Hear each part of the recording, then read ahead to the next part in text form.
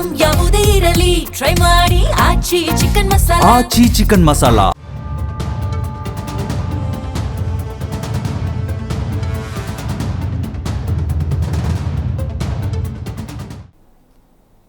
ನಮಸ್ಕಾರ, ವಿಶೇಷ ಕಾರ್ಯಕ್ರಮಕ್ಕೆ ಸ್ವಾಗತ. ನಾನು ಸುನಿಧಿ ಮಂಜುನಾಥ್. ಇವತ್ತು ಭಾನುವಾರ ಆಗಿರೋ ಕಾರಣ ಎರಡೆರಡು ಮ್ಯಾಚ್ಗಳು, IPL ಮ್ಯಾಚ್ಗಳು ಡಬಲ್ ಧಮಾಕ ಫ್ಯಾನ್ಸ್ಗೆ. ಒಂದು ಕಡೆ LSG ವರ್ಸಸ್ CSK ಮ್ಯಾಚ್ ಮಧ್ಯಾಹ್ನ ಇದ್ರೆ, ಸಂಜೆ RCB ವರ್ಸಸ್ MI ಮ್ಯಾಚ್ ಇದೆ. ಎರಡು ಹೈ ವೋಲ್ಟೇಜ್ ಮ್ಯಾಚ್ಗಳಿರುವಂಥದ್ದು. ಮಧ್ಯಾಹ್ನದ ಮ್ಯಾಚ್ CSK ವರ್ಸಸ್ LSG ಅಲ್ಲಿ CSK ಏನಾದರೂ ಗೆದ್ರೆ ಟೇಬಲ್ ಅಲ್ಲಿ ಸ್ವಲ್ಪ ಮೇಲೆ ಬರುವಂತ ಸಾಧ್ಯತೆ CSKಗೆ ಇದೆ. ಇನ್ನೊಂದು ಕಡೆ ನೋಡೋದಾದ್ರೆ ಸತತವಾಗಿ ಎರಡು ಸೋಲುಗಳನ್ನ ಕಂಡಿರುವಂತ RCB ಇವತ್ತು ಗೆದ್ರೂ ಕೂಡ ಟೇಬಲ್ ಟಾಪ್ಗೆ ಬರುವಂತ ಚಾನ್ಸಸ್ ಇದೆ. ಹಾಗಾಗಿ ಎರಡೂ ಪಂದ್ಯಗಳಲ್ಲಿ ಯಾವ ಮ್ಯಾಚ್ ಹೇಗೆ ನಡೆಯುತ್ತೆ, ಯಾವ ತಂಡಗಳು ಯಾವ ರೀತಿಯಾಗಿ ಪರ್ಫಾರ್ಮ್ ಮಾಡಬೇಕು ಎಲ್ಲದನ್ನ ಮಾತಾಡ್ತಾ ಹೋಗೋಣ. ಇದೇ ಈ ಹೊತ್ತಿನ ವಿಶೇಷ IPL ಕಿಕ್.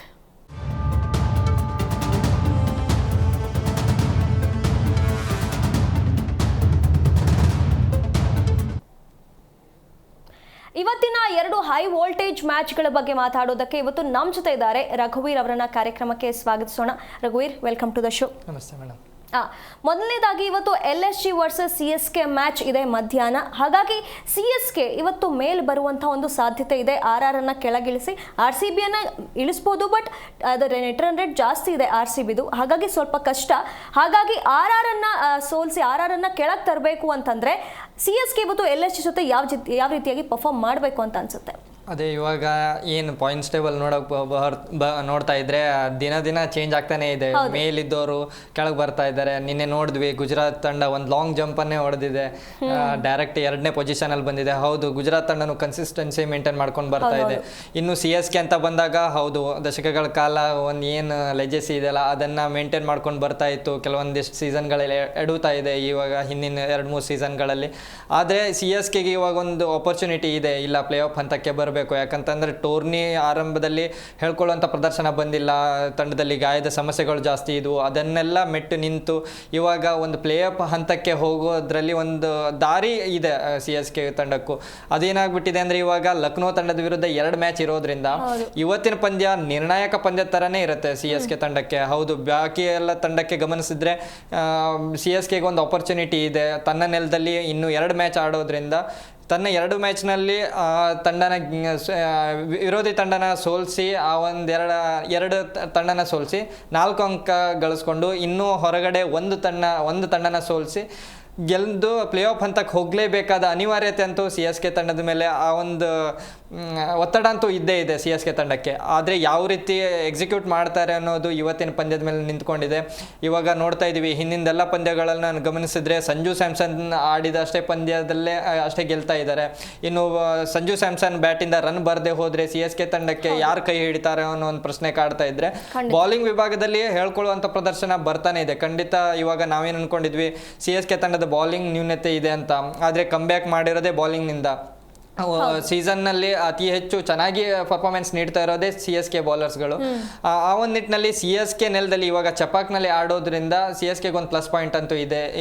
ಸ್ಪಿನ್ನರ್ಗಳಿಗೆ ಹೇಳಿ ಮಾಡಿಸಿರೋ ಪಿಚ್ನಿಂದ ಏನಂದರೆ ಇವಾಗ ಸ್ಪಿನ್ನರ್ಗಳನ್ನು ನೂರ್ ಅಹ್ಮದ್ ಆಗಿರ್ಬೋದು, ಅಖಿಲ್ ಹುಸೇನ್ ಆಗಿರ್ಬೋದು, ಇಂತಹ ಸ್ಪಿನ್ನರ್ಗಳನ್ನಿಟ್ಟು ಎದುರಾಳಿ ತಂಡನ ಯಾವ ರೀತಿ ಕಟ್ ಆಗಬೇಕು ಅನ್ನೋದು ಪ್ಲ್ಯಾನ್ ಮಾಡ್ಕೊಂಡು ಬಂದೇ ಬರ್ತಾರೆ. ಆದರೆ ಕಳೆದ ಒಂದು ಮ್ಯಾಚ್ನಲ್ಲಿ ಲಕ್ನೋ ಸೂಪರ್ ಜೈಂಟ್ಸ್ ಬಲಿಷ್ಠ RCBಯನ್ನು ಸೋಲಿಸಿ ಬಂದಿದೆ. ಅವರಿಗೂ ಒಂದು ಕಾನ್ಫಿಡೆನ್ಸ್ ಬಂದಿದೆ. ಅವರಿಗೆ ಇವಾಗ ಕಳ್ಕೊಳ್ಳೋದಕ್ಕೇನಿಲ್ಲ, ಬೇರೆಯವ್ರ ತಂಡನ ಯಾವ ರೀತಿ ಕಟ್ ಆಗಬೇಕು ಅನ್ನೋದು ಅದೊಂದಷ್ಟೇ ಪ್ಲಾನ್ ಇಟ್ಕೊಂಡು ಬರ್ತಾ ಇದ್ದಾರೆ. ಕಳೆದ ಮ್ಯಾಚ್ನಲ್ಲಿ ಅದೇ ಆಟನ ನೋಡಿದ್ವಿ. RCB ಅಂತ ಬಂದಾಗ ಹೌದು, ಒಂದು ಸೈಡಲ್ಲಿ RCB ಗೆಲ್ಬೋದು. ಇನ್ನು ಆ ಟಾರ್ಗೆಟ್ ಅಂತ ಬಂದಾಗ ಚೇಸ್ ಮಾಡ್ತಾ ಇರಬೇಕಾದ್ರೆ RCB ಆಡೋ ರೀತಿ ನೋಡಿದಾಗ ಹೌದು, ಲಕ್ನೋನ ಸಲೀಸಾಗಿ ಸೋಲಿಸ್ಬೋದು ಅಂದ್ಕೊಂಡೆ RCB ಎಡುತ್ತಾ ಏನೋ ಅಂತ.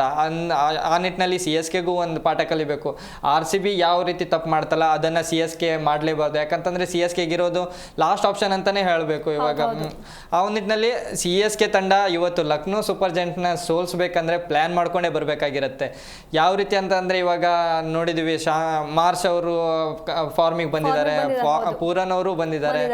ಕಳೆದ ಒಂದು ಮ್ಯಾಚ್ನಲ್ಲಿ ಸಣ್ಣ ಕ್ಯಾಮಿಯೋ, ಆದರೆ ದೊಡ್ಡ ಅಮೌಂಟನ್ನೇ ಪೇ ಮಾಡಬೇಕಾಯ್ತು RCB ಅವರು. ರಿಷಬ್ ಪಂತ್ ಅವ್ರ ಬ್ಯಾಟಿಂದ ಬಂದಂತಹ ರನ್ನು. ಇನ್ನು ಪ್ರಿನ್ಸ್ ಯಾದವ್ ಅವರು ಬೌಲಿಂಗ್ ಅಂತೂ ಪೀಕ್ ಲೆವೆಲಲ್ಲಿ ಇದೆ ಈ ಒಂದು ಟೂರ್ನಿಯಲ್ಲಿ. ಇನ್ನು ಲಕ್ನೋ ಸೂಪರ್ ಜೈಂಟ್ಗೆ ಒಂದು ಬಲ ಏನಾದರೂ ಇದೆ ಅಂದರೆ ಅದು ಬೌಲಿಂಗ್ನಿಂದ ಅಂತಲೇ ಹೇಳ್ಬೋದು.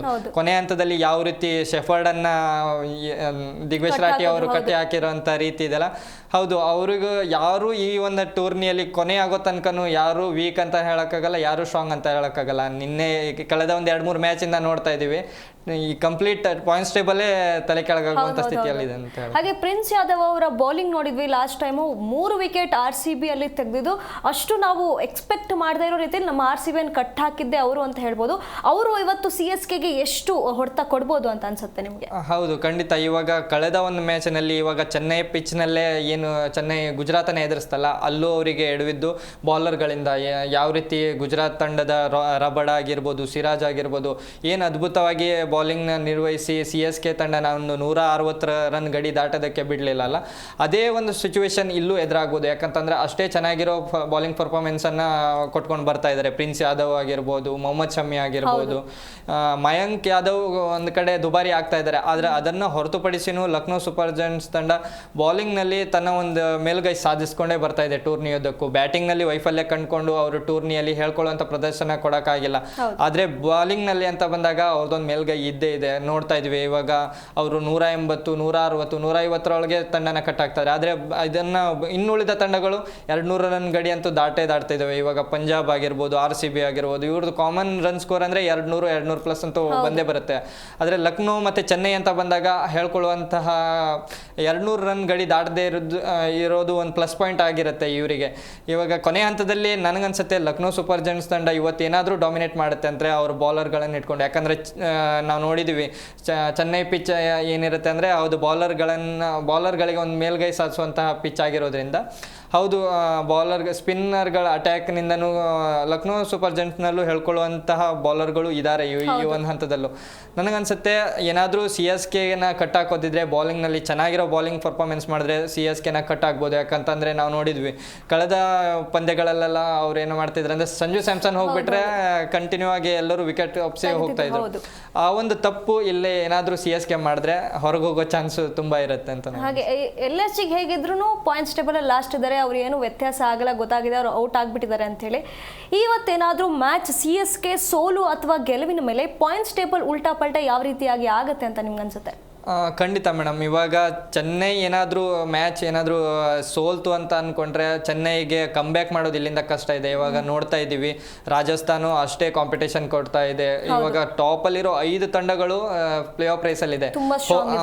ಇವಾಗ ಪ್ಲೇ ಆಫ್ಗೆ ಎಂಟ್ರಿ ಕೊಡೋದು 4 ತಂಡ. ಹಾಗಾಗಿ ಇವಾಗ ಟಾಪ್ 1 ಮತ್ತು 2 ಅಲ್ಲಿರೋರ್ದ ಸ್ಥಾನನೂ ಭದ್ರ ಅಲ್ಲ. ಈಗ ನೋಡಿದ್ವಿ ನಿನ್ನೆನೆ ಗುಜರಾತ್ ತಂಡ ಟಾಪ್ 2 ಅಂತ ಬಂದಿದೆ. ಟೂರ್ನಿಯಲ್ಲಿ ಅಷ್ಟೊಂದು ಹೇಳ್ಕೊಳ್ಳುವಂತ ಸ್ಟಾರ್ಟಿಂಗ್ ಪಡ್ಕೊಂಡೇ ಇದ್ರು, ಪರ್ಫಾರ್ಮೆನ್ಸ್ ಏನು ಇದ್ದೇ ಇರಲಿಲ್ಲ. ಆದ್ರೆ ಏನು ಸತತ ಒಂದು ಗೆಲುವನ್ನ ಏನು ಕಂಡ್ಕೊಂಡು ಬಂದ್ರಲ್ಲ, ಆ ಒಂದು ರಿದಮ್ನಿಂದ ಇವಾಗ ಗುಜರಾತ್ 2ನೇ ಸ್ಥಾನದಲ್ಲಿದೆ. ಹೇಳಕ್ ಬರಲ್ಲ, ಅವರು ಟಾಪ್ 2ದಲ್ಲೇ ಟೂರ್ನಿನ ಎಂಡ್ ಮಾಡಿದ್ರು, ಅದ್ರಲ್ಲಿ ಆಶ್ಚರ್ಯ ಪಡುವಂಥದ್ದು ಏನೂ ಇರಲ್ಲ.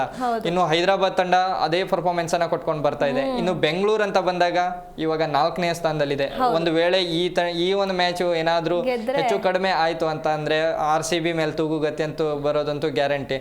ಅದೇ ಒಂದು ಇವಾಗ CSKಗೆ ತನ್ನ ಸ್ಥಾನ ಭದ್ರಪಡಿಸ್ಕೊಬೇಕಂದ್ರೆ ನೆಟ್ ರನ್ ರೇಟ್ ಇವಾಗ ಕೆಳಗಿರೋರಲ್ಲಿ ನೆಟ್ ರನ್ ರೇಟ್ ಅಲ್ಲಿ ಪಾಸಿಟಿವ್ ಆಗಿರೋದು CSK ತಂಡದ್ದೇ. ನಿನ್ನೆ ಏನು ಗುಜರಾತ್ ತಂಡದ ಪಾಯಿಂಟ್ಸ್ ಟೇಬಲ್ ಅಲ್ಲಿ ಏನೋ ಟಾಪ್ ಅಲ್ಲಿ ಹೋಗಿದ್ದಾರೆ, ಆದ್ರೆ ನೆಟ್ ರನ್ ರೇಟ್ ನಿನ್ನೆನೂ ಜಾಸ್ತಿ ಮಾಡ್ಕೊಂಡ್ರು. ಇದಕ್ಕಿಂತ ಹಿಂದೆ ನೋಡಿದ್ರೆ ನೆಗೆಟಿವ್ ಅಲ್ಲಿ ಇತ್ತು, ನಿನ್ನೆ ಪಾಸಿಟಿವ್ ಸಹಿತ ಮಾಡ್ಕೊಂಡ್ರು. 70 ರನ್ಗಳಿಂದ ಏನ್ ಗೆಲುವು ಸಾಧಿಸಿದ್ರಲ್ಲ, ಅವರಿಗೆ ಇವಾಗ ಯಾವುದೇ ಟೆನ್ಷನ್ ಇಲ್ಲ. ಇವಾಗ ಮ್ಯಾಚ್ ಗೆಲ್ಲೋದೊಂದೇ ಟೆನ್ಷನ್ ಇರುತ್ತೆ ಅವರಿಗೆ. ಇವಾಗ ಅದನ್ನ ಸರಿಯಾಗಿ ಮಾಡ್ಕೊಂಡು ಹೋದ್ರೆ ಗುಜರಾತ್ಗೂ ಪ್ಲಸ್ ಇರುತ್ತೆ. ಆದ್ರೆ CSK ಮತ್ತೆ RCB ಮತ್ತೆ ಪಂಜಾಬ್ ಈ 3 ತಂಡಕ್ಕೂ ಈಗ ಪಾಯಿಂಟ್ಸ್ ಟೇಬಲ್ ನಲ್ಲಿ ಸ್ವಲ್ಪ ಗೊಂದಲಗಳಂತೂ ಕಾಡ್ತಾ ಇದೆ. ಪ್ರತಿಯೊಂದು ಗೆಲುವು ಮತ್ತೆ ಯಾವ ಮಾರ್ಜಿನಲ್ಲಿ ಗೆಲ್ತಾರೆ ಅನ್ನೋದು ಈ ತಂಡದ ನಿರ್ಧಾರ ಆಗಿರುತ್ತೆ ಪ್ಲೇ ಆಫ್ ಹಂತಕ್ಕೆ ಹೋಗಿರೋದು. CSK ತಂಡ ಇವತ್ತೇನಾದ್ರೂ ವಿನ್ ಆದರೆ ಅವ್ರಿಗೊಂದು ಪ್ಲೇ ಆಫ್ ಕನಸು ಜೀವಂತವಾಗಿ ಉಳಿಯುತ್ತೆ. ಒಂದು ವೇಳೆ ಸೋತ್ರೆ ಅವರ ಆಸೆ ಬಿಡಲೇಬೇಕಾದ ಪರಿಸ್ಥಿತಿ ಇರುತ್ತೆ. ಇನ್ನು ಮುಂದಿನ ಮ್ಯಾಚ್ ಮೇಲೂ ಡಿಪೆಂಡ್ ಆಗಿರುತ್ತೆ. ಇವತ್ತು ಏನಾದರೂ RCB ಮುಂಬೈ ಮ್ಯಾಚ್ನಲ್ಲಿ ಮುಂಬೈ ಏನಾದರೂ ಒಂದು ಗೆಲುವು ಸಾಧಿಸ್ತು ಅಂದರೆ ಆರಾಮಾಗಿ ಚೆನ್ನೈ ತಂಡ ಟಾಪ್ 4 ಹಂತಕ್ಕೆ ಬರ್ಬೋದು. ಇವತ್ತೇ ಒಂದು ಅಂಕಪಟ್ಟಿ ಅಂತೂ ಇವತ್ತು change ಆಗೋದಂತೂ guarantee madam.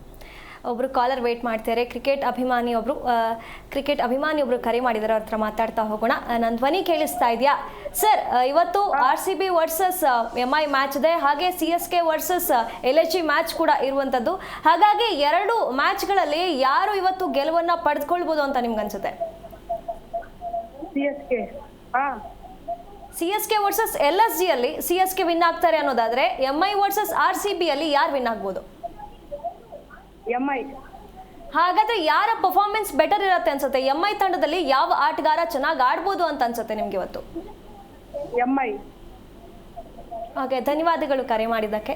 ರಘುವೀರ್, C S K versus L S G ಆಯಿತು. ಈಗ ಮಧ್ಯಾಹ್ನ ಆದ ನಂತರ ಸಂಜೆ ಒಂದು ಮ್ಯಾಚ್ ಇದೆ, MI versus R C B. ಇವತ್ತು ಆರ್ ಸಿ ಬಿಗೆ ತುಂಬ ಮುಖ್ಯವಾದಂಥ ಪಂದ್ಯ. ಇವತ್ತು ವಿನ್ ಆದರೂ ಕೂಡ ಟೇಬಲ್ ಟಾಪ್ಗೆ ಹೋಗುವಂಥ ಚಾನ್ಸಸ್ ಆರ್ ಸಿ ಬಿಗಿದೆ. ಯಾಕಂದರೆ 12 ಪಾಯಿಂಟ್ಸಲ್ಲಿ ಇದ್ದಾರೆ, 14 ಪಾಯಿಂಟ್ಸ್ ಆಗುತ್ತೆ, ನೆಟ್ ರನ್ ರೇಟ್ ಜಾಸ್ತಿ ಇದೆ. ಹಾಗಾಗಿ ಇವತ್ತು ಆರ್ ಸಿ ಬಿ ಫಸ್ಟ್ ಪ್ಲೇಸ್ಗೆ ಬರೋದಕ್ಕೆ ಯಾವ ರೀತಿಯಾಗಿ ಪರ್ಫಾರ್ಮ್ ಮಾಡಬೇಕು ಅಂತ ಅನಿಸುತ್ತೆ? ಹೌದು, ಇವಾಗ ಸತತ 2 ಸೋಲನ್ನ ಕಂಡಿದ್ದಾರೆ ಆರ್ ಸಿ ಬಿ. ಇವರು ಕಮ್ಬ್ಯಾಕ್ ಇಲ್ಲಿಂದ ಮಾಡಲೇಬೇಕಾದ ಅನಿವಾರ್ಯತೆ ಅಂತೂ ಇದೆ. ಯಾಕಂತಂದ್ರೆ ಟೂರ್ನಿ ಸ್ಟಾರ್ಟ್ ಮಾಡಿದಾಗ ಅದ್ಭುತವಾದ ಪ್ರದರ್ಶನ ಬರ್ತಾ ಇತ್ತು, ಎಲ್ಲರೂ ಸರಿಯಾಗಿ ಸಾಥ್ ನೀಡ್ತಾ ಇದ್ರು. ಆರಂಭಿಕಲ್ಲಿ ವಿರಾಟ್ ಕೊಹ್ಲಿ ಆಗಿರ್ಬೋದು, ಪಡಿಕಲ್ ಆಗಿರ್ಬೋದು, ಪಟಿದಾರ್ ಆಗಿರ್ಬೋದು, ಅದ್ಭುತವಾದ ಫಾರ್ಮ್ನಲ್ಲೇ ಇದ್ರು.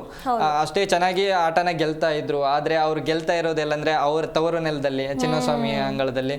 ಅದೇ ಹೊರಗಡೆ ಬಂದಾಗ ಎಡುತ್ತಾ ಇದ್ರು, ಅಲ್ಲಿ ಸಣ್ಣ ಪುಟ್ಟ ಸಮಸ್ಯೆಗಳು ಎದುರಾಗ್ತಾ ಇದ್ವು. ಆದ್ರೆ ಇವಾಗ ಇರೋ ಸಿಚುವೇಶನ್ ಅಲ್ಲಿ ಇವಾಗ ಸಣ್ಣ ಪುಟ್ಟ ಮಿಸ್ಟೇಕ್ಗಳು ದೊಡ್ಡ ಹೊಡೆತ ಕೊಡುತ್ತೆ. ನಾವು ನೋಡಿದ್ವಿ ಕಳೆದ ಒಂದು ಮ್ಯಾಚ್ ನಲ್ಲಿ ಯಾವ ರೀತಿ ಇಂಪ್ಯಾಕ್ಟ್ ಆಯ್ತು ಆ ಒಂದು 2 ತಪ್ಪು ಡಿಸಿಷನ್. ಇಲ್ಲೇ ಮಾತಾಡಿದ್ವಿ, ಸರ್ಗಳು ಮಾತಾಡ್ತಾ ಇದ್ರು ಜಿತೇಶ್ ಶರ್ಮಾ ಮತ್ತೆ ಶೆಫರ್ಡ್ ಬಗ್ಗೆ. ಅವರೇ ನಂಬಿಕಸ್ತ ಅಂತ ಏನ್ ಅವರನ್ನ ನಂಬಿಕೆ ಇಟ್ರು ಆರ್ ಸಿ ಬಿ ತಂಡ, ಅವರೇ ಕೊನೆಯಲ್ಲಿ ಕೈ ಕೊಟ್ರು. ಒಂದು ಹಂತದಲ್ಲಿ ಆರ್ ಸಿ ಬಿಗೆ ಗೆಲುವಿನ ಹಂತಕ್ಕೆ ತಗೊಂಡು ಹೋಗಿದ್ರು. ಟೀಮ್ ಡೇವಿಡ್ ಆಗಿರ್ಬೋದು, ಪಟಿದಾರ್ ಆಗಿರ್ಬೋದು, ಅದ್ಭುತವಾದ ಪ್ರದರ್ಶನ ಕೊಟ್ಕೊಂಡು ಬರ್ತಾ ಇದ್ರು.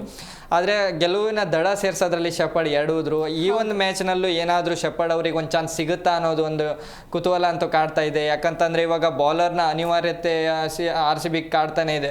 ಕಳೆದ ಒಂದು 2 ಮ್ಯಾಚ್ ನಲ್ಲಿ ಗಮನಿಸಬೇಕಾದ ಅಂಶ ಏನಂತ ಅಂದ್ರೆ ಹೆಜಲ್ವುಡ್ ಅವರು ನಂಬಿಕಸ್ತ ಆಟಗಾರ, ಅವರು ದುಬಾರಿ ಆಗ್ತಾ ಇದ್ದಾರೆ. ಹೌದು, ಕಳೆದ ಲಕ್ನೋ ಮ್ಯಾಚ್ ನಲ್ಲಿ 49 ರನ್ ಕೊಟ್ಟರೆ ಗುಜರಾತ್ ವಿರುದ್ಧ 56 ರನ್ ಅನ್ನ ಕೊಟ್ಟಿರ್ತಾರೆ. ಇಲ್ಲಿ ಒಂದು ಕಡೆ ಲಕ್ನೋನಲ್ಲಿ ರಿಷಬ್ ಪಂತ್ ಅವರು ಅವರನ್ನು ಅಟ್ಯಾಕ್ ಮಾಡಿದರೆ, ಹಿಂದೆ ಶುಭ್ಮನ್ ಗಿಲ್ ಅವರು ಅಟ್ಯಾಕ್ ಮಾಡಿದ್ದಾರೆ. ಈ ಒಂದು ಹಂತದಲ್ಲಿ ಭಾರತೀಯ ಬ್ಯಾಟ್ಸ್ಮನ್ಗಳು ಏನು ಹೆಜಲ್ವುಡ್ ಅವ್ರ ಮೇಲೆ ಅಟ್ಯಾಕ್ ಮಾಡ್ತಾ ಇರೋದು ಆರ್ ಸಿ ಬಿ ತಂಡದಕ್ಕೆ ಒಂದು ಹಿನ್ನಡೆನೇ ಆಗ್ತಾ ಇದೆ. ಮುಂದಿನ ದಿನಗಳಲ್ಲಿ ಇವಾಗ ಪ್ಲೇ ಆಫ್ ಹಂತಕ್ಕೆ ನೀವು ಆಸೆ ಇಟ್ಕೊಂಡಿದ್ದೀರಾ ಅಂದಮೇಲೆ ಈ ರೀತಿ ಮಿಸ್ಟೇಕ್ಗಳು ಆಗಬಾರ್ದು. ಅದು ಮತ್ತೆ ಏನಂತಂದರೆ ಇವಾಗ ನಂಬಿಕಸ್ತ ಆಟಗಾರ ಅಂತ ಏನು ಇಟ್ಕೊಂಡು ಆಪದ್ ಬಾಂಧವ ಅಂತ ಏನು ಹೆಸರುಗಳು ಕೊಡ್ತೇವಲ್ಲ, ಆ ಒಂದು ಹೆಸರನ್ನ ಉಳಿಸ್ಕೊಳ್ಳೋದಕ್ಕೆ ಅವರಿಂದ ಅದ್ಭುತವಾದ ಪ್ರದರ್ಶನ ಬರಬೇಕು. ಆದರೆ ಎಲ್ಲಿ ಎಡುತ್ತಾ ಇದ್ದಾರೆ ಅಂತಂದ್ರೆ, ಹೌದು, ಮಿಡಲ್ ಆರ್ಡರ್ ಅಲ್ಲಿ ಜಿತೇಶ್ ಶರ್ಮಾ ಅವ್ರ ಬ್ಯಾಟಿಂದ ರನ್ನೇ ಬರ್ತಾ ಇಲ್ಲ. ಕಳಪೆ ಈ ಒಂದು ಸೀಸನ್ ಅಲ್ಲಿ ಕಳಪೆ ಪ್ರದರ್ಶನ ಕೊಡ್ತಾ ಇದ್ದಾರೆ. ಅದ್ರ ಜೊತೆ ಶೆಫರ್ಡ್ ಅವರು ಎಲ್ಲೋ ಒಂದ್ ಕಡೆ ದುಬಾರಿ ಆಗ್ತಾ ಇದ್ದಾರೆ, ಎಕ್ಸ್ಪೆನ್ಸಿವ್ ಆಗ್ತಾ ಇದ್ದಾರೆ. ಒಂದ್ ಕಡೆ ಬೌಲಿಂಗ್ ನಲ್ಲೂ ಹೇಳ್ಕೊಳ್ಳುವಂತ ಪ್ರದರ್ಶನ ಬರ್ತಾ ಇಲ್ಲ. ಅದೇ ರೀತಿ ಬ್ಯಾಟಿಂಗ್ ನಲ್ಲೂ ಏನು ಒಂದು ಕ್ಯಾರಿಬಿಯನ್ ಮೇಲೆ ನಂಬಿಕೆ ಇಟ್ಕೊಂಡಿದ್ರು, ಇಲ್ಲ ಇವ್ರು ತಂಡನ ಮುನ್ನಡೆಸಿ ಗೆಲ್ಸ್ಕೊಂಡು ಕೊಡ್ತಾರೆ ಅಂತ. ಆದ್ರೆ ಆ ಒಂದು ದೃಷ್ಟಿಯಲ್ಲೂ ಇವರು ಕೊಡೋದಕ್ಕಾಗಲೇ ಇಲ್ಲ ಆರ್ ಸಿ ಬಿ ತಂಡಕ್ಕೆ. ಆರ್ ಸಿ ಬಿಗೆ ಈಗ ಹಿನ್ನಡೆ ಆಗ್ತಾ ಇರೋದು ಮೇನ್ ರೀಸನ್ ಏನಂತ ಅಂದ್ರೆ, ಅವರ ತವರು ನೆಲವನ್ನ ಮಿಸ್ ಮಾಡ್ಕೊಂತ ಇದ್ದಾರೆ. ಹೊರಗಡೆ ಹೋಗಿ ತನ್ನ ಗೆಲುವಿನ ಒಂದು ಏನು ಲಯ ಐತಲ್ಲ ಅದನ್ನ ಪಡೆದುಕೊಳ್ಳೋದಕ್ಕೆ ತುಂಬಾ ಕಷ್ಟ ಪಡ್ಕೊಂತ ಇದ್ದಾರೆ. ಅದನ್ನ ನೋಡ್ತಾ ಇದೀವಿ. ಇವಾಗ ವಿರಾಟ್ ಕೊಹ್ಲಿ ಅವರು ವಿಕೆಟ್ ಬಿತ್ತು ಅಂತ ಅಂದ್ರೆ ಆಲ್ಮೋಸ್ಟ್ ಚೇಸಿಂಗ್ ಇವ್ರ ಹತ್ರ ಆಗೋದೇ ಇಲ್ಲ ಅನ್ನೋ ತರ ಆಡ್ತಾ ಇದ್ದಾರೆ. ಚೇಸಿಂಗ್ ಅಂತ ಬಂದಾಗ ಚೇಸ್ ಮಾಸ್ಟರ್ ಅಂತ ನಾವು ಒಪ್ಕೊಂಡ್ಲೇಬೇಕು. ವಿರಾಟ್ ಕೊಹ್ಲಿ ಅವರು ಏನಾದ್ರೂ ಬ್ಯಾಟಿಂಗ್ ನಲ್ಲಿ ಚೇಸಿಂಗ್ ಅಂತ ಬಂದಾಗ ಅವ್ರ ಬ್ಯಾಟಿಂದ ರನ್ ಬಂತಂದ್ರೆ ಅದು ಒನ್ ಸೈಡ್ ಗೆಲುವು ಅಂತಾನೆ ಹೇಳ್ಬೋದು. ಆದ್ರೆ ಇವಾಗ ಪರ್ಫಾರ್ಮೆನ್ಸ್ ಎಲ್ಲಿ ಎಡುತ್ತಾ ಇದಾರೆ ಅಂತ ಅಂದ್ರೆ, ಇವಾಗ ಬೇರೆ ಒಂದು ನೆಲದಲ್ಲಿ ಹೋಗಿ ಆಡ್ಬೇಕಾದಾಗ ಅಲ್ಲಿ ಆರ್ ಸಿ ಬಿ ತಂಡ ಎಡುತ್ತಾ ಇದೆ. ಇವಾಗ ಅವರಿಗೆ ಅಗ್ನಿ ಪರೀಕ್ಷೆ ಇರೋದೇ ಎಲ್ಲ ಅಂತ ಅಂದ್ರೆ, ಇವಾಗ ಅವರು ಮಿಕ್ಕಿದ ಎಲ್ಲಾ ಪಂದ್ಯನ ಅವರು ತವರಿನ ಆಚೆಲೆ ಆಡ್ಬೇಕಾಗಿರತ್ತೆ. ತವರಿನ ಆಚೆಯಲ್ಲಿ ಆಡೋದ್ರಿಂದ ಒಂದು ಸಮಸ್ಯೆ ಇಟ್ಕೊಂಡೇ ಆಡ್ತಾ ಇರ್ತಾರೆ. ಇವಾಗ ಚಿನ್ನಸ್ವಾಮಿಯಲ್ಲಿ ಅಂತ ಬಂದಾಗ ಚೆನ್ನಾಗಿರೋ ಪ್ರದರ್ಶನನೇ ಕೊಟ್ಟರು. 5 ಮ್ಯಾಚಲ್ಲಿ 4 ವಿನ್ ಆಗಿದ್ದಾರೆ, 1 ಸೋತಿದ್ದಾರೆ. ಇನ್ನು ಹೊರಗಡೆ ಅಂತ ಬಂದಾಗ 2-2 ಸೋತಿದ್ದಾರೆ. ಇನ್ನು ಇದೇ ಒಂದು ಏನಂತ ಅಂದ್ರೆ, ಇವಾಗ ತಂಡ ಇಲ್ಲಿ ತವರಿನಲ್ಲಿ ಯಾವ ರೀತಿ ಪ್ರದರ್ಶನ ಕೊಟ್ಕೊಂಡು ಬಂತಲ್ಲ, ಅದನ್ನ ತವರಿನ ಆಚೆಗೂ ಅಷ್ಟೇ ಚೆನ್ನಾಗಿರೋ ಪರ್ಫಾರ್ಮೆನ್ಸ್ ಅನ್ನೇ ಕೊಟ್ಕೊಂಡು ಬರಬೇಕು. ಯಾಕಂತಂದ್ರೆ ಡಿಫೆಂಡಿಂಗ್ ಚಾಂಪಿಯನ್ ಅನ್ಕೊಂಡು ಹೇಳ್ಕೊಂಡು ಬರ್ತಾ ಇದ್ದೀರಾ, ಅದನ್ನ ಉಳಿಸ್ಕೊಳ್ಬೇಕು. ಡಿಫೆಂಡಿಂಗ್ ಚಾಂಪಿಯನ್ ಉಳಿಸ್ಕೊಳ್ಳೋದು ಅಷ್ಟು ಸುಲಭದ ಮಾತಲ್ಲ. ಈ ಹಿಂದೆ ನೋಡಕ್ ಹೋದ್ರೆ 2 ತಂಡ ಆ ಕೆಲಸ ಮಾಡಿದೆ, ಒಂದು ಚೆನ್ನೈ ಸೂಪರ್ ಕಿಂಗ್ಸ್ ತಂಡ, ಇನ್ನು ಮುಂಬೈ ಇಂಡಿಯನ್ಸ್ ತಂಡ. ಇದನ್ನ ಆರ್ ಸಿ ಬಿ ಮಾಡಬೇಕು ಅಂತಂದ್ರೆ ಈ ಹಿಂದೆ 2 ಮ್ಯಾಚ್ಗಳಲ್ಲಿ ಮಾಡಂತ ತಪ್ಪು ಇನ್ನು ಮುಂದಿನ ಪಂದ್ಯಗಳಲ್ಲಿ ಮಾಡಬಾರ್ದು ಅಂತ ಹೇಳಿ. ಮತ್ತೊಬ್ಬ ಕಾಲರ್ ವೇಟ್ ಮಾಡ್ತೀರಿ, ಕ್ರಿಕೆಟ್ ಅಭಿಮಾನಿ ಕಾರ್ತಿಕ್ ಅಂತ ಹೇಳಿ. ಕಾರ್ತಿಕ್ ಅವರೇ, ಇಂದು MI versus R C B match ಇದೆ. ಆರ್ ಸಿ ಬಿ ಅಲ್ಲಿ ಇವತ್ತು ಏನು ಟೇಬಲ್ ಟಾಪ್ಗೆ ಬರುವಂತ ಚಾನ್ಸ್ ಕೂಡ ಇದೆ. ಹಾಗಾಗಿ ಯಾವ ರೀತಿಯಾಗಿ ಪರ್ಫಾರ್ಮ್ ಮಾಡಬೇಕು ಅಂತ ಅನ್ಸುತ್ತೆ ನಿಮ್ಗೆ? ಮೇಡಮ್ ಈಗ ಬೆತ್ತಲ್ ಬದ್ಲಿ ಜಾರ್ಡನ್ ಕಾಸ್ಟ್ ಆಡ್ಬೇಕು ಮೇಡಮ್. ಈಗ ಬೆತ್ತಲ್ ಅವರು ಇತ್ತೀಚಿನ ಆಟಗಳಲ್ಲಿ ಫಾರ್ಮ್ ನಲ್ಲಿ ಇಲ್ಲ. ಹೌದು. ಅದ್ರ ಬದ್ಲಿ ಈಗ ಜಾರ್ಡನ್ ಕಾಸ್ಟ್ ಅಂತ ಆಟಗಾರ ಹಾಕ್ಸಿದಾಗ ಆಟ ತುಂಬಾ ಚೆನ್ನಾಗಿ ಆಡ್ಬೋದು. ಮತ್ತೆ ಈಗ ಎಜಲು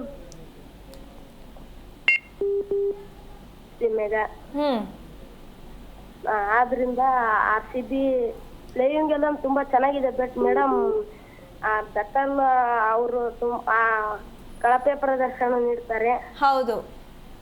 ಅವ್ರು ಸ್ವಲ್ಪ ಇಂಪ್ರೂವ್ ಆಗ್ಬೇಕು.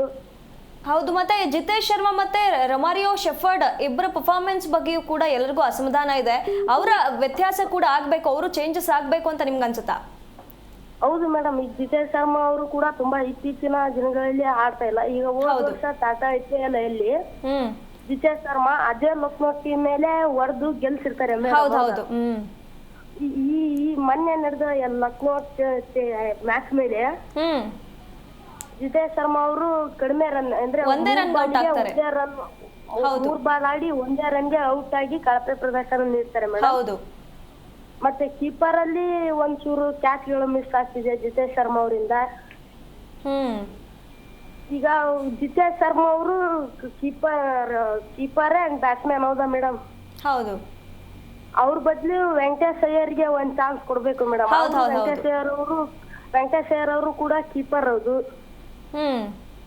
ಬ್ಯಾಟ್ಸ್ಮನ್ ಹೌದು. ಹೌದು. ಇವತ್ತು MI ಮೇಲೆ ಆಡ್ಬೇಕಂದ್ರೆ ಇಷ್ಟೆಲ್ಲ ಧನ್ಯವಾದಗಳು ಕರೆ ಮಾಡಿದ್ದಕ್ಕೆ. ಹಾಗೆ ಮತ್ತೊಬ್ಬ ಕ್ರಿಕೆಟ್ ಅಭಿಮಾನಿಗಳು ಕಾಯ್ತಾ ಇದ್ದಾರೆ.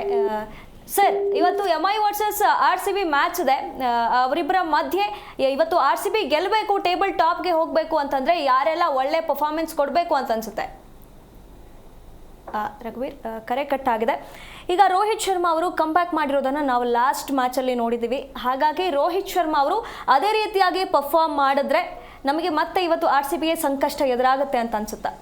ಹೌದು. ಇವಾಗ ಮುಂಬೈ ತಂಡನ ನಾವು ಯಾವ ಹಂತದಲ್ಲೂ ಕಡೆಗಣಿಸಕ್ಕಂತೂ ಆಗಲ್ಲ. ಯಾಕಂತಂದ್ರೆ ಅವರು ಟೇಬಲ್ನ ಕೊನೆಯಲ್ಲಿದ್ದೇ ಬಂದು ಚಾಂಪಿಯನ್ ಆಗಿರುವಂತ ಇತಿಹಾಸಗಳಿದೆ. ಹೌದು. ಹಾಗಾಗಿ ಮುಂಬೈ ತಂಡನ ಕಡೆಗಣಿಸಕ್ಕಂತೂ ಆಗಲ್ಲ. ಆದ್ರೆ ಯಾವ ಹಂತದಲ್ಲಾದ್ರೂ ಕಂಬ್ಯಾಕ್ ಮಾಡ್ಬೋದು. ಸೋಲಿನ ಸುಳಿಯಲ್ಲಿದ್ರು ಅವ್ರ ತಂಡನ ಗೆಲ್ಸುವಂತ ತಾಕತ್ತು ಪ್ರತಿಯೊಬ್ಬ ಆಟಗಾರನಲ್ಲೂ ಇರುತ್ತೆ. ಅದನ್ನ ನಾವು ಹಿಂದಿನ ಸೀಸನ್ಗಳಲ್ಲೆಲ್ಲ ನೋಡಿದ್ವಿ. ಆದ್ರೆ ಈ ಒಂದು ಹಂತದಲ್ಲಿ ಅವರಿಗೆ ಈ ಒಂದು ಸೀಸನ್ ಸರಿಯಾದ ಒಂದು ಕೈ ಹಿಡಿದ ಸಾಥ್ ಕೊಡ್ಲೇ ಇಲ್ಲ. ಸ್ಟಾರ್ಟಿಂಗ್ ನಲ್ಲೂ ಆರಂಭಿಕ ಆಘಾತನ ಎದುರಿಸುವಿ. ರೋಹಿತ್ ಶರ್ಮಾನ ಅವರ ಅನುಪಸ್ಥಿತಿ ಆಯಿತು, ಅವರಿಗೆ ಗಾಯದ ಸಮಸ್ಯೆಯಿಂದ ತಂಡದಲ್ಲಿ ಗೊಂದಲಗಳಾದವು.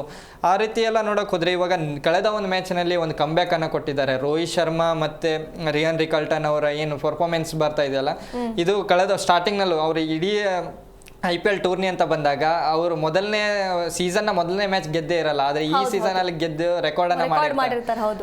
ಅದರಲ್ಲೂ ಗಮನಿಸಬೇಕಾಗಿರುತ್ತೆ ಏನಂದ್ರೆ ರೋಹಿತ್ ಶರ್ಮಾ ಮತ್ತೆ ರಿಯಾನ್ ರಿಕಲ್ಟನ್ ಅವರ ಅದ್ಭುತವಾದ ಒಂದು ಅಮೋಘ ಓಪನಿಂಗ್ ಸಿಕ್ಕಿರುತ್ತೆ, ಪಾರ್ಟ್ನರ್ಶಿಪ್ ಸಿಕ್ಕಿರುತ್ತೆ. ಆದ್ರೆ ಇದು ಕಳೆದ ಒಂದು ಮ್ಯಾಚ್ ನಲ್ಲೂ ಅದೇ ಒಂದು ರೀತಿ ಮೇಂಟೈನ್ ಹಾಕೊಂಡು ಬರ್ತಾ ಇದೆ.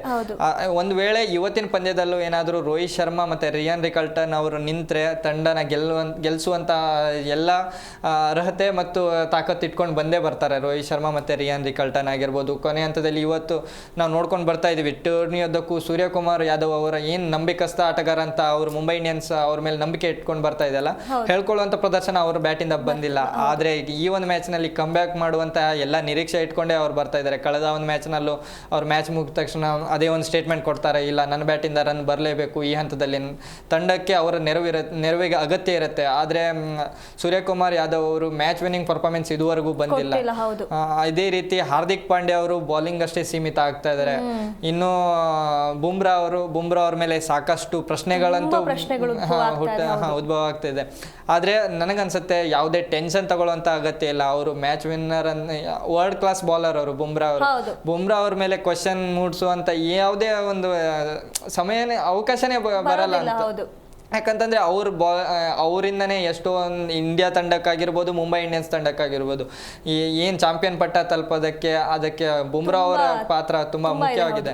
ಹಾಗಾಗಿ ನನಗನ್ಸುತ್ತೆ ಇವತ್ತು ಏನೋ ಬ್ಲ್ಯಾಕ್ ಸಾಯಿಲ್ ಪಿಚ್ ಆಗಿರೋದ್ರಿಂದ ಅದರ ನೆರವನ್ನ ಪಡ್ಕೊಂಡು ಮುಂಬೈ ಇಂಡಿಯನ್ಸ್ ತಂಡನು ಡಾಮಿನೇಟ್ ಮಾಡೋದಕ್ಕೆ ರೆಡಿ ಹಾಕೊಂಡು ಬರ್ತಾ ಇದೆ. ಯಾಕಂತಂದ್ರೆ ಇವಾಗ ನಾವು ನೋಡಿದ್ವಿ ಇದೇ ಟೂರ್ನಿಯಲ್ಲಿ ಗುಜರಾತ್ ವಿರುದ್ಧ ಬ್ಲ್ಯಾಕ್ ಸಾಯಿಲ್ ಪಿಚ್ ಅಲ್ಲಿ ಆಡಿದಾಗ ಅವರು 99 ರನ್ಗಳ ಗೆಲುವಿನ ಅಂತರದಲ್ಲಿ ಹೌದು. RCB ವಿರುದ್ಧನೂ ಅಷ್ಟೇ ಪೊಟೆನ್ಷಿಯಲ್ ಇಟ್ಕೊಂಡು ಬರುವಂತ ಎಲ್ಲ ಚಾನ್ಸಸ್ಗಳಿರುತ್ತವೆ. RCBನ ಯಾವ ರೀತಿ ಕಟ್ಟೆ ಹಾಕಬೇಕು ನಾವು ನೋಡಿದೀವಿ. ರೋಹಿತ್ ಶರ್ಮಾ ಅವ್ರ ಕ್ಯಾಪ್ಟನ್ಸಿ ನಿಭಾಯಿಸದೇ ಇರ್ಬೋದು, ಕ್ಯಾಪ್ಟನ್ ಬೇರೆಯವರು ಆಗಿರ್ಬೋದು, ಆದ್ರೆ ತಂಡದಲ್ಲಿ ನಾವು ಆನ್ ಕ್ಯಾಮ್ರಾದಲ್ಲಿ ನೋಡ್ತಾ ಇದ್ದೇವೆ ಅವರ ಒಂದು ಐಡಿಯಾ ಕೊಡ್ತಾ ಇದ್ದಾರೆ. ಇನ್ನು ಲಸಿತ್ ಮಲಿಂಗ ಅಂತಹ ಅನುಭವಿ ಬೌಲರ್ಗಳು ತಂಡದಲ್ಲಿ ಕೋಚ್ ಆಗಿರೋದ್ರಿಂದ ಅವ್ರಗಳಿಗೂ ಯಾವ ರೀತಿ ಬೌಲಿಂಗ್ ಅಟ್ಯಾಕ್ ಮಾಡಬೇಕು, RCB ತಂಡನ ಯಾವ ರೀತಿ ಕಟ್ಟಿ ಹಾಕಬೇಕು. ರಘುವೀರ್, ಇವಾಗ RCB ಅಂತಂದ್ರೆ ಕೇವಲ ಮುಂಬೈ ಅಂತಲ್ಲ, ಎಲ್ಲರಿಗೂ ಒಂದು ಚಾಲೆಂಜ್ ಬಂದ್ಬಿಡತ್ತೇನೋ. ಎಲ್ಲರೂ ಬಂದವರೆಲ್ಲ ವೀಕ್ ಅನ್ಕೊಂಡಿದ್ದಾರಲ್ಲ, RCB ಮೇಲೆ ಚಾಲೆಂಜ್ ಅಲ್ಲಿ ಆಟ ಆಡ್ಬಿಟ್ಟು ಗೆದ್ಬಿಟ್ಟು ಹೋಗ್ತಿದ್ದಾರೆ. ಇವಾಗ MI ಕೂಡ ಅದೇ ರೀತಿ ಮಾಡತ್ತೇನೋ ಅನ್ನೋ ಭಯ ಕೂಡ ನಮ್ಗಿರುವಂತದ್ದು.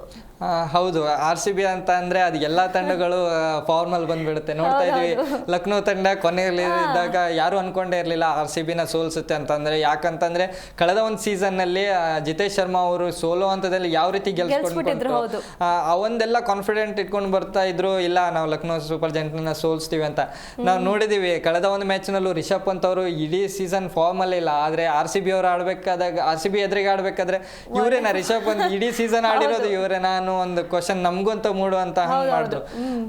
ನನಗನ್ಸುತ್ತೆ ಇಲ್ಲಿಂದನೂ RCBನ ಕಟ್ಟಿ ಹಾಕೋದಕ್ಕೆ ಎಲ್ಲಾ ತಂಡಗಳು ಪ್ಲಾನ್ ಮಾಡ್ಕೊಂಡು ಬರ್ತಾನೆ ಇದ್ದೇವೆ. ಮುಂದೆ RCB ಎದುರಿಸಬೇಕಾದಂತಹ ತಂಡಗಳು ಮುಂಬೈ ಇಂಡಿಯನ್ಸ್ ಆದ ತಕ್ಷಣ ಕೋಲ್ಕತ್ತಾ, ಪಂಜಾಬ್ ಆದ್ಮೇಲೆ ಹೈದರಾಬಾದ್, ಇವು ತಂಡಗಳು ಪ್ಲಾನ್ ಮಾಡ್ಕೊಂಡು ಬರ್ತಾ ಇದಾವೆ. RCBನ ಪ್ಲೇ ಆಫ್ ಹಂತಕ್ಕೆ ಬರಕ್ ಬಿಡ್ಲೇಬಾರ್ದು, ಬಿಟ್ರೆ ತಮ್ಮ ಸ್ಥಾನ ಉಳಿಸ್ಕೊಳ್ಳೋದಕ್ಕಾಗಲ್ಲ ಅನ್ಸುತ್ತೆ.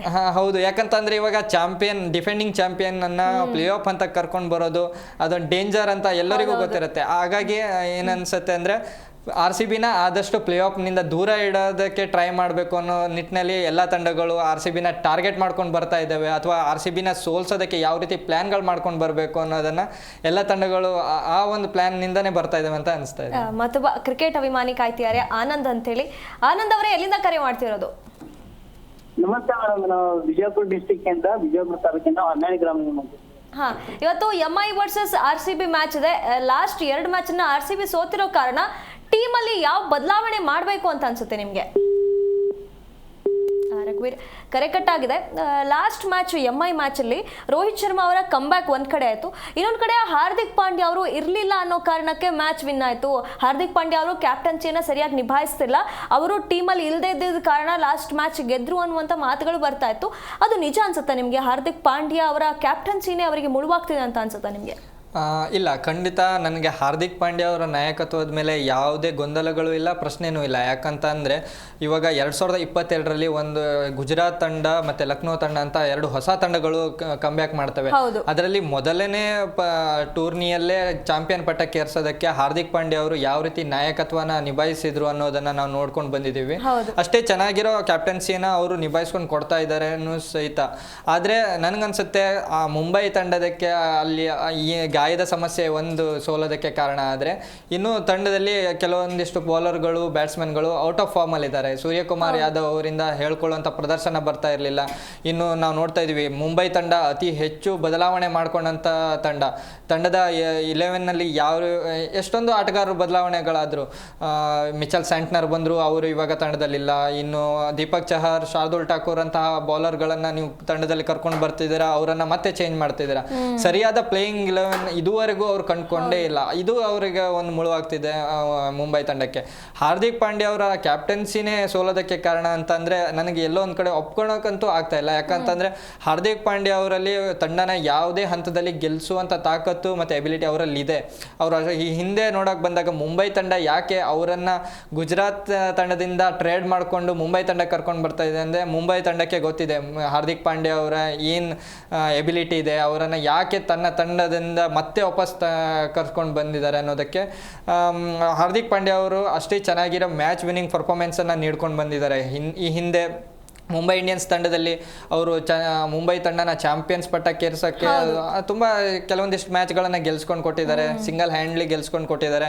ಮತ್ತು ಅವರಿಗೆ ಮಿಸ್ ಮಾಡ್ಕೊತ ಇದ್ದಾರೆ ಅಂದರೆ ಅದು ಪೊಲಾರ್ಡ್ ಅವರ ಏನು ಅನುಪಸ್ಥಿತಿಯಲ್ಲಿ ಒಬ್ಬ ಆಲ್ರೌಂಡರ್ ಬೇಕಿತ್ತಲ್ಲ, ಆ ಒಂದು ಹಂತದಲ್ಲಿ ಹಾರ್ದಿಕ್ ಪಾಂಡ್ಯನೇ ರಿಪ್ಲೇಸ್ ಮಾಡೋದಕ್ಕೆ ಕರ್ಕೊಂಡು ಬರ್ತಾ ಇದ್ದಾರೆ. ಹೌದು, ಕಳೆದ ಒಂದು ಮ್ಯಾಚ್ನಲ್ಲಿ ಮುಂಬೈ ತಂಡ ಅದ್ಭುತವಾದ ಪ್ರದರ್ಶನ ನೀಡ್ಕೊಂಡು ಬಂತು ಸೂರ್ಯಕುಮಾರ್ ಯಾದವ್ ಅವರ ಕ್ಯಾಪ್ಟನ್ಸಿಯಲ್ಲಿ. ಆದರೆ ಹಾರ್ದಿಕ್ ಪಾಂಡ್ಯ ಅವರ ಕ್ಯಾಪ್ಟನ್ಸಿಯಲ್ಲೂ ಕೆಲವೊಂದಿಷ್ಟು ಗೊಂದಲಗಳಂತೂ ಇದ್ದೇ ಇದಾವೆ, ಅದನ್ನ ನೋಡ್ತಾ ಇದೀವಿ. ಡ್ರೆಸ್ಸಿಂಗ್ ರೂಮ್ ಗೊಂದಲಗಳು ಅಂತ ಊಹಾಪೋಹಗಳಂತೂ ತುಂಬಾ ಇದಾವೆ. ಆದ್ರೆ ತಂಡ ಪಿಚ್ ನಲ್ಲಿ ಇಳಿದ ತಕ್ಷಣ ಅವ್ರಿಗೆ ಏನಿರುತ್ತೆ ಅಂದ್ರೆ ಎದುರಾಳಿಯನ್ನ ಸೋಲ್ಸ್ಬೇಕು, ತನ್ನನ್ನ ಯಾವ ರೀತಿ ಗೆಲ್ಸ್ಬೇಕು ಅನ್ನೋದು ಅಷ್ಟೇ ವಿಚಾರ ಇರುತ್ತೆ. ಹಾಗಾಗಿ ಕ್ಯಾಪ್ಟನ್ಸಿಯಲ್ಲಿ ಎಲ್ಲೋ ಗೊಂದಲಗಳು ಕಾಡ್ತಾ ಇಲ್ಲ ಅಂತ ನನ್ಗನ್ಸುತ್ತೆ. ಹಾಗೆ ನಮ್ಮ ಟೀಮಲ್ಲಿ ಈಗ ಒಂದ್ ಕಡೆ ನಾವು ಜಿತೇಶ್ ಶರ್ಮಾ ಮತ್ತೆ ರೊಮಾರಿಯೋ ಶೆಫರ್ಡ್ ಬಗ್ಗೆ ಮಾತಾಡಿದ್ವಿ. ಆದ್ರೆ ಜಾಕೋಬ್ ಬೆಥೆಲ್ ಕೂಡ ಆ ಪರ್ಫಾರ್ಮೆನ್ಸ್ ಅನ್ನ ಕೊಡ್ತಾ ಇಲ್ಲ. ಅವರನ್ನ ತಂದು ಅಲ್ಲಿ ಕೂರಿಸಿದ್ವಿ, ನಾವೇ ಬೇಕು ಅಂತ ಅಭಿಮಾನಿಗಳು ಬೇಡ್ಕೊಳ್ತಾ ಇದ್ವಿ. ಆದ್ರೆ ಈಗ ಅವ್ರ ಪರ್ಫಾರ್ಮೆನ್ಸ್ ಅಷ್ಟು ಬರ್ದೇ ಇರುವಂತ ಕಾರಣ ಅವ್ರನ್ನ ಮುಂದುವರ್ಸೋದು ಸರಿನಾ ಅಥವಾ ಅವ್ರನ್ನ ರಿಪ್ಲೇಸ್ ಮಾಡೋದು ಸರಿನಾ? ಇಲ್ಲ, ಇವಾಗ RCB ಗೆ ಮಾಡು ಇಲ್ಲ ಮಡಿದ ಪಂದ್ಯ ಅನ್ನೋ ರೀತಿಲಿ ಆಡಬೇಕಾಗಿರುತ್ತೆ. ಯಾಕಂತಂದ್ರೆ RCB ಪ್ಲೇ ಆಫ್ ಹಂತಕ್ಕೆ ಹೋಗೋದಕ್ಕಿಂತ RCB ಟಾಪ್ 2ದಲ್ಲಿ ನಾನು ಟೂರ್ನಿ ಎಂಡ್ ಮಾಡಬೇಕು ಅನ್ನೋದೇ ಮೊದಲ ಲಕ್ಷ್ಯ ಆಗಿರುತ್ತೆ. ಆ ಒಂದು ನಿಟ್ಟಿನಲ್ಲಿ ಇವಾಗ ವೆಂಕಟೇಶ್ ಅಯ್ಯರ್ ಫಾರ್ಮಲ್ ಇದ್ದಾರೆ. ಅವರನ್ನ ನೀವು ಆಕ್ಷನ್ ಅಲ್ಲಿ ಖರೀದಿ ಮಾಡಿ ತಗೊಂಡಿರ್ತೀರಾ, ಕೋಟಿಗಟ್ಟಲೆ ಕೊಟ್ಟು ಅವರನ್ನ ಪರ್ಚೇಸ್ ಮಾಡಿರ್ತೀರಾ, ಅವರನ್ನ 2 ಮ್ಯಾಚಿಗೆ ಸೀಮಿತ ಆಗುವಂಗೆ ಮಾಡ್ತೀರಾ, ಅಥವಾ ತಂಡದಲ್ಲಿ ಒಂದು ಚಾನ್ಸ್ ಕೊಡ್ತೀರಾ. ಓಪನಿಂಗ್ ಹಂತದಲ್ಲಿ ಅವರು ಕಳೆದ ಒಂದು 2021 ಸೀಸನ್ ಅಲ್ಲಿ ಓಪನಿಂಗ್ ಆಗಿ ಅವ್ರು ಕಣಕ್ಕೆ ಇಳಿತಾರೆ. ತಂಡನ ಫೈನಲ್, ಅವ್ರು ಏನು ಆಡ್ತಿರುವಂಥ ಕೋಲ್ಕತ್ತಾ ತಂಡನ ಫೈನಲ್ ಹಂತಕ್ಕೆ ತಲುಪಿಸುವಂತಕ್ಕೆ ಅವ್ರ ಕೊಡುಗೆ ತುಂಬ ಇರುತ್ತೆ.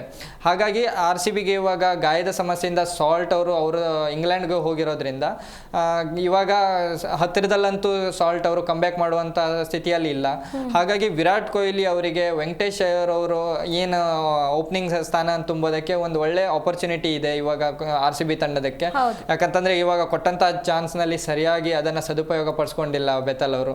ಹಾಗಾಗಿ ಎಲ್ಲೋ ಒಂದು ಕಡೆ ನನಗನ್ಸುತ್ತೆ ವೆಂಕಟೇಶ್ ಅಯ್ಯರ್ ಅವರನ್ನ ಓಪನಿಂಗ್ ಆಗಿ ಕಣಕ್ಕೆ ಇಳಿಸಿದ್ರೆ RCB ಗೆ ಒಂದು ಪ್ಲಸ್ ಪಾಯಿಂಟ್ ಆಗ್ಬೋದು. ಇನ್ನೂ ಕಾಲ ಮಿಂಚಿಲ್ಲ. ಈ ಹಂತದಲ್ಲಿ ಎಕ್ಸ್ಪೆರಿಮೆಂಟ್ ಒಂದು ಚಾನ್ಸ್ ತಗೊಳ್ಬೋದು ಅಂತ ನನಗನ್ಸುತ್ತೆ. ಯಾಕಂತಂದ್ರೆ ಕೊಟ್ಟಂತ 2 ಆಪರ್ಚುನಿಟಿನ ಸರಿಯಾಗಿ ಉಪಯೋಗಿಸ್ಕೊಂಡಿದ್ದಾರೆ ವೆಂಕಟೇಶ್ ಅಯ್ಯರ್ ಅವರು. ತೀರಾ ಕಳಪೆ ಆಟನೂ ಇಲ್ಲ. ಅವರು ಏನಂತಂದ್ರೆ ಫಿನಿಷರ್ ರೋಲ್ ಅನ್ನ ಅಷ್ಟೇ ಚೆನ್ನಾಗಿ ನಿಭಾಯಿಸ್ಕೊಂಡು ಬಂದಿದ್ದಾರೆ. ಇನ್ನು ಜಾಕೋಬ್ ಬೆಥೆಲ್ ಅಂತ ಬಂದಾಗ ನಾವು ನೋಡಿದ್ವಿ, ನಾವು ಅವರನ್ನ T20 ವರ್ಲ್ಡ್ ಕಪ್ ನಲ್ಲಿ ಅವರ ಅದ್ಭುತ ಪ್ರದರ್ಶನ ಅಂತ ಏನು ಹೇಳ್ಕೊಂಡು ಬರ್ತಾ ಇದ್ದೇವಲ್ಲ, ಅದು ಯಾವ ಆರ್ಡರ್ ಅಲ್ಲಿ ಬಂತಂತಂದ್ರೆ ಅವರು ಮಿಡಲ್ ಆರ್ಡರ್ ಅಲ್ಲೇ ಬಂದಿರೋದು. ಇವಾಗ ಏನಾದ್ರೂ ಒಂದು ಮಿಡಲ್ ಆರ್ಡರ್ ಅಲ್ಲಿ ಜಾಕೋಬ್ ಬೆಥೆಲ್ ಅವರಿಗೆ ಏನಾದ್ರೂ ಒಂದು ಚಾನ್ಸ್ ಕೊಟ್ರೆ ಚೆನ್ನಾಗಿರುತ್ತೆ. ಇನ್ನು ನನಗೆ RCB ಏನಾದ್ರೂ ಮತ್ತೊಂದು ಬದಲಾವಣೆ ಆಗ್ಬೇಕಂತಂದ್ರೆ ಜಾಕೋಬ್ ಡಫಿ ಅವರನ್ನ ಕಣಕ್ಕೆ ಇಳಿಸ್ತಾರಾ ಅನ್ನೋದು. ಯಾಕಂತಂದ್ರೆ ಟೂರ್ನಿ ಸ್ಟಾರ್ಟಿಂಗ್ ಅಲ್ಲಿ ಅದ್ಭುತವಾದ ಒಂದು ಇನ್ನು ಫಾರ್ಮ್ ಅಲ್ಲಿ ಇದ್ರು, ಚೆನ್ನಾಗಿರೋ ವಿಕೆಟ್ ಅನ್ನ ಪಡಿತಾ ಇದ್ರು, ತಂಡದ ಗೆಲುವಿಗೆ ಕಾರಣರಾಗ್ತಿದ್ರು. ಅಂತವರನ್ನ ನೀವು ಕೂರಿಸಿದಿರಾ ಅಂದ್ರೆ ಸ್ವಲ್ಪ ಹಿನ್ನಡೆನೂ ಅನುಭವಿಸಿದ್ರು. ಆ ನಿಟ್ಟಿನಲ್ಲಿ ಇವತ್ತು RCB ತಂಡ ಯಾವ ರೀತಿ ಗೇಮ್ ಪ್ಲಾನ್ ಚೇಂಜ್ ಮಾಡ್ಕೊಂಡು ಬರುತ್ತಾ ಅಂತ ಅನ್ನೋದನ್ನ ಕಾದ್ ನೋಡ್ಬೇಕು. ಕ್ವಿಕ್ ಆಗಿ 2 ಮ್ಯಾಚ್ಗಳಲ್ಲಿ ಯಾರು ಗೆಲ್ಬೋದು? ಒಂದರಲ್ಲಿ ಚೆನ್ನೈ ಗೆಲ್ಲುತ್ತೆ, ಇನ್ನೊಂದು ಕಡೆ ಮುಂಬೈ ಗೆಲ್ಲುತ್ತೆ ಅಂತ ನನ್ಗನ್ಸುತ್ತೆ. ಇಷ್ಟೊತ್ತು ನಮ್ಮೊಂದಿಗೆ ಕಾರ್ಯಕ್ರಮದಲ್ಲಿ ಭಾಗಿಯಾಗಿ ಇಷ್ಟೆಲ್ಲ ವಿಷಯಗಳನ್ನ ಚರ್ಚೆ ಮಾಡಿದ್ದಕ್ಕೆ ತಮಗೆ ಧನ್ಯವಾದಗಳು. ನೋಡಿದ್ರಲ್ಲ ವೀಕ್ಷಕರೇ, ಇವತ್ತು 2 ಮ್ಯಾಚ್ಗಳಿದೆ. ಒಂದು ಕಡೆ CSK ವರ್ಸಸ್ LSG, ಹಾಗೆ MI ವರ್ಸಸ್ RCB. 2 ಪಂದ್ಯಗಳಲ್ಲಿ ಯಾವ ಪಂದ್ಯ ಯಾವ ರೀತಿ ಆಗಿರುತ್ತೆ, ಯಾರ ಪರ್ಫಾರ್ಮೆನ್ಸ್ ಹೇಗಿರಬೇಕು ಎಲ್ಲವನ್ನ ಚರ್ಚೆ ಮಾಡಿದ್ವಿ. ಇದಾಗಿತ್ತು ಇವತ್ತಿನ ವಿಶೇಷ.